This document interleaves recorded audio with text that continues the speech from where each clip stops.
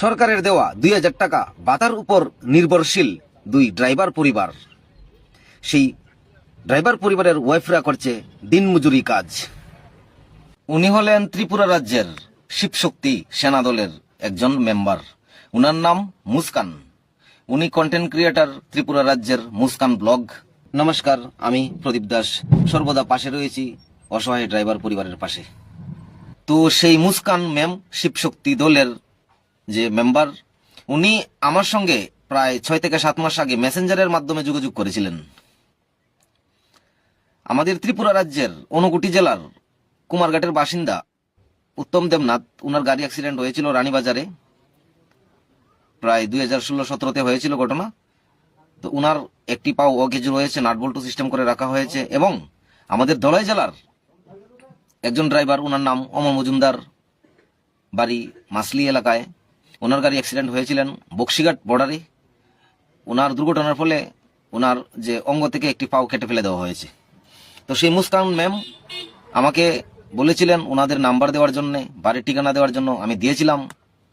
তো উনি বলেছিলেন যে শিবশক্তি সেনা দলের পক্ষ থেকে সেই অসহায় ড্রাইভার পরিবারের পাশে ওনারা যাবেন, কথা বলবেন, দেখবেন। কিন্তু এই পর্যন্ত উনি আজ 6 থেকে 7 মাস হয়ে গেছে ওনাদের পরিবারের পাশে যাননি।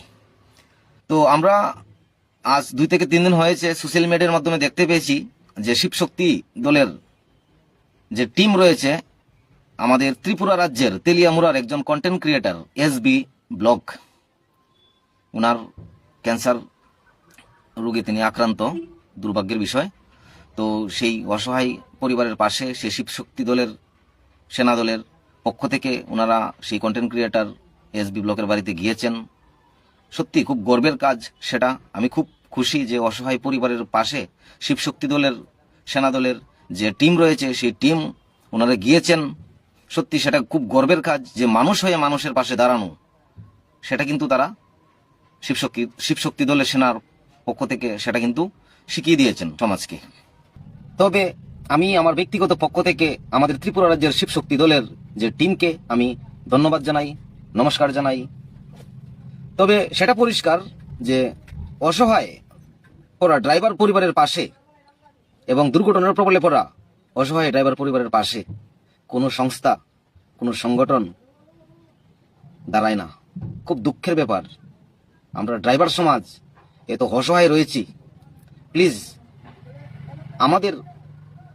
আমরা যারা ড্রাইভার রয়েছি, যারা অসহায়, যারা বিপদে পড়ছেন, সবাই মিলে আমাদের যে অসহায় ড্রাইভারদের সাহায্য করুন। না হলে পরবর্তী জেনারেশনের ড্রাইভার পাবেন না। ড্রাইভার বিলুপ্ত হয়ে যাবে দেশে থেকে, দেশ বিপদের মুখে পড়ে যাবে। তো আমাদের পরিবহনকে রক্ষা করতে, দেশের অর্থনৈতিক ব্যবস্থাকে সঠিক রাখতে ড্রাইভার পরিবারকে সাহায্য করুন, ড্রাইভারদেরকে হেল্প করুন। নমস্কার, জয় হিন্দ।